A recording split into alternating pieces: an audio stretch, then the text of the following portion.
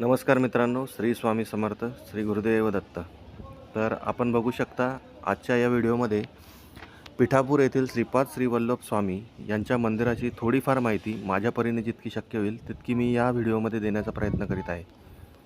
तर हे महत्त्वाचे मेन गेट तुमचे पिठापूर येथील श्रीपाद श्री वल्लभ स्वामी यांच्या मंदिराचे जे महत्त्वाचे दार आहे ते हे आपल्याला या ठिकाणी दिसतं आहे.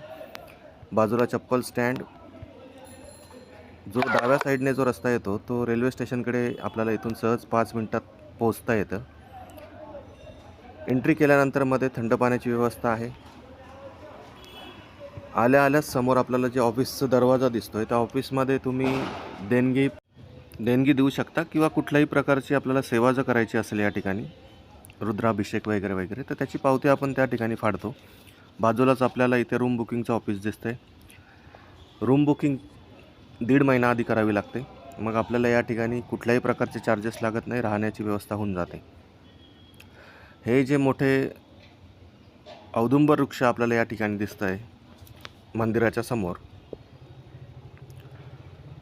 तेथे श्रीपाद श्री वल्लभ स्वामी यांची मनमोहक अशी एक मूर्ती या ठिकाणी आहे. तर ती मूर्ती मी तुम्हाला आता दाखवतो. या ठिकाणी बघा,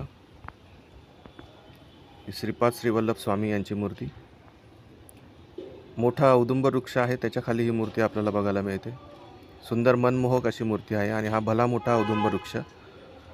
त्याच्या बाजूला एक आवळ्याचे झाड आहे, त्याच्या खाली गुरुदेव दत्त यांची मूर्ती आहे. हे मेन प्रवेशद्वार तुमचं मंदिराचं.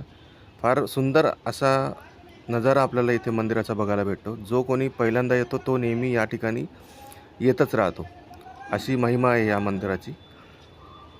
ही गुरुदेव दत्तांची मूर्ती आवळ्याच्या झाडाखाली. त्यानंतर पुढे गेल्यानंतर मंदिराच्या बाजूला डावीकडे जे गेट दिसतंय तिथून आपल्याला अन्नप्रसादाचा मार्ग लिहिलेला दिसतंय बघा पाठी.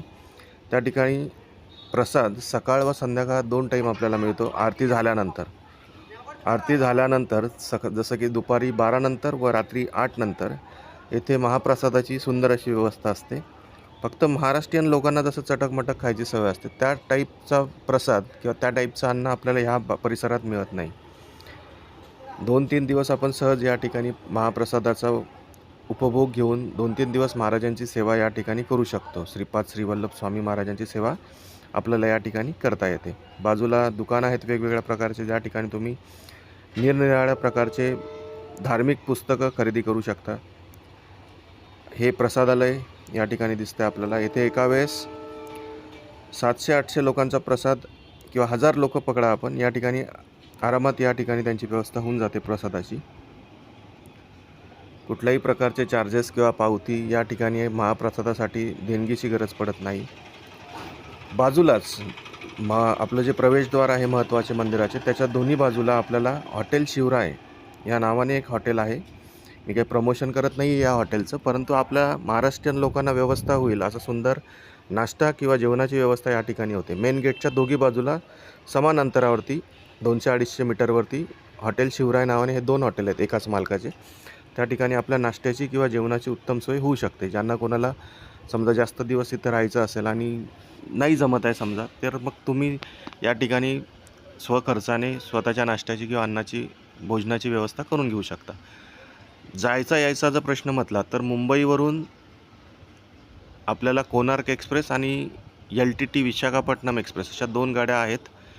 त्यांचे टायमिंग मी या ठिकाणी दिलेले आहेत आणि रिटर्न येताना याच 2 गाड्यांनी तुम्ही येऊ शकता. फक्त यांचा टायमिंग जो आहे तो रात्रीचा आहे, मध्यरात्रीनंतरचा. म्हणजे कोणार्क एक्सप्रेस आहे 12:30 वाजता आणि विशाखापट्टणम जी आहे LTT ती आहे 1:30 वाजता किंवा 1:10चा तिचा टायमिंग आहे.